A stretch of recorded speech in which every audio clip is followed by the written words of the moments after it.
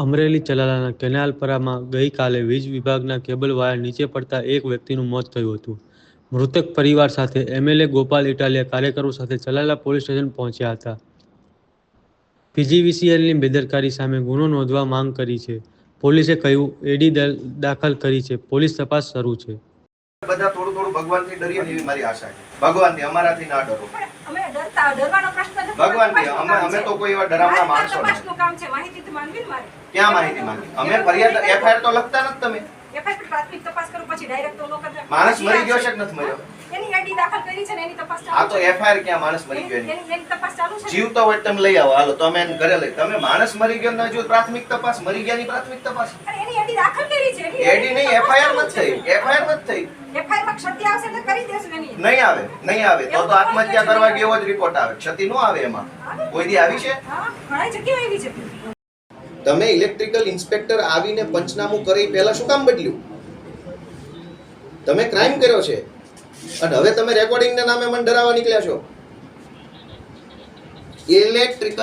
Electrical inspector આવે તો એ નક્કી કરે ને કે આમાં જીઈબી ની ભૂલ છે, ખેડૂતની ભૂલ છે. એ નક્કી શેના આધારે થાય? ઇલેક્ટ્રિક ઇન્સ્પેક્ટર આવે એટલે એ જોવે ઇન્સ્યુલેટર કેવું છે, જમ્પર કેવું છે, તારની કન્ડિશન કેવી છે, પોલ કેવા છે, એ જોતો અને એ લખતો. હવે તમે ઇન્સ્યુલેટર બદલી નાખ્યું એટલે એ આવશે ઇલેક્ટ્રિક ઇન્સ્પેક્ટર અને લખશે કે ઇન્સ્યુલેટર તો ખૂબ સારા છે, જમ્પર ખૂબ સારું છે, બધું જ સારું છે. આ ખેડૂત જ હાથે કરીને મરવા જ આવ્યા અહીંયા. તો તમે આવો ક્રાઇમ કેમ કર્યો ભાઈ? કેમ આવો ગુનો કર્યો? જોઈ હું લેશો? માણસ મરી ગયા અને હવે તમે મને દલીલ કરો છો. તમે હું સમજો છો? રેકોર્ડિંગ કરશો એટલે બી જશો તમારાથી એમ? તો કરવાનું છે એ કરો ને, તો રેકોર્ડિંગ ન કરવા પડે. માણસ મરી ગયો, કામ કર્યું હોત ને તો માણસ ન મરે. તમારા કારણે ખેડૂતનો જીવ ગયો, માણસ મરી ગયા. તમને કોઈ એની અંદર સંવેદના કે કઈ એવું કઈ છે તમને સાહેબ? તો ઇન્સ્યુલેટર કેમ બદલી ગયા તમે?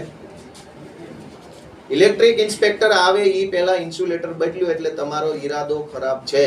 તમે ક્રાઇમ ઢાંકવા માંગતા હતા. તમારું ઇન્સ્યુલેટર ફોલ્ટ વાળું હતું ને એના કારણે જમ્પર પડ્યું ને એના કારણે ખેડૂત મર્યા.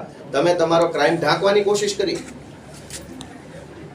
અને હવે તમે દલીલ કરશો ફોલ્ટ લાઈન ઉપર કે ભાઈ અહીંયા શોર્ટ સર્કિટ થઈ રહી છે, આગ લાગે છે, સ્પાર્ક થઈ રહ્યો છે અને રિપેર કરો. વારંવાર વીજળી વિભાગનું ધ્યાન દોર્યા પછી પણ એમણે આ ફોલ્ટ રિપેર ન કર્યો. એની અંદર એણે કંઈ કામ ના કર્યું. એના કારણે દેવચંદભાઈનું દુઃખદ મૃત્યુ થયું. આવી ગંભીર બેદરકારી કરનાર વીજળી વિભાગના જે કાંઈ અધિકારી, કર્મચારી કે જે માણસ હોય એમની ઉપર એફઆઈઆર લખાય એવી માંગણી સાથે આજે અમે અહીંયા આવ્યા.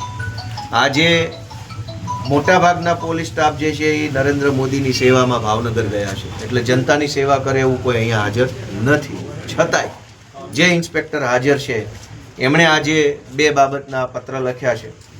એક કે વીજળી વિભાગના ફોલ્ટ લાઇનમાં ફોન જે કર્યા હતા દેવચંદભાઈએ અને અન્ય વ્યક્તિઓએ ફોન કરીને ફોલ્ટ લખાયો હતો એની કોલ ડિટેલ રેકોર્ડ કાઢવા માટેનો પત્ર લખ્યો છે કે દેવચંદભાઈના મોબાઈલમાંથી કયા ફોનમાં ફોન ગયો, એ ફોન કોનો નંબર છે વગેરેની ડિટેલ માગવાનો ફોન કર્યો છે.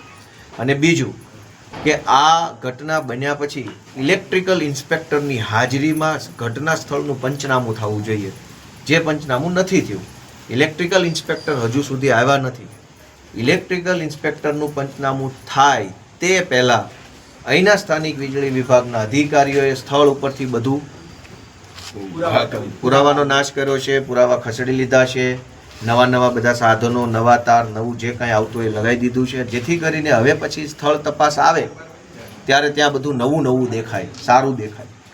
આ બાબતનો અહેવાલ માગવાની આજે અમે રજૂઆત કરી અને અહેવાલ માગવાનું કે ઇન્સ્પેક્ટરનું પંચનામું થયું છે કે નથી થયું. નથી થયું તો પછી સ્થળ ઉપરથી સામાન કેવી રીતે રિપેરિંગ કર્યો, શા માટે રિપેરિંગ કર્યો, ફોલ્ટ લાઇનમાં જે ફોલ્ટ લખાયો અને જે આગ લાગે છે, સ્પાર્ક થાય છે, ત્યાં સળગે છે, એવો જે ફોલ્ટ લખાયો એ ફોલ્ટ રિપેર કરવાની જવાબદારી જે અધિકારીની હતી એ કોણ છે, એ અધિકારી એણે શું કાર્યવાહી કરી આ ફોન આવ્યા પછી, એ તમામ બાબતનો વિગતવારનો અહેવાલ વીજળી વિભાગ પાસેથી આજે માગ્યો છે.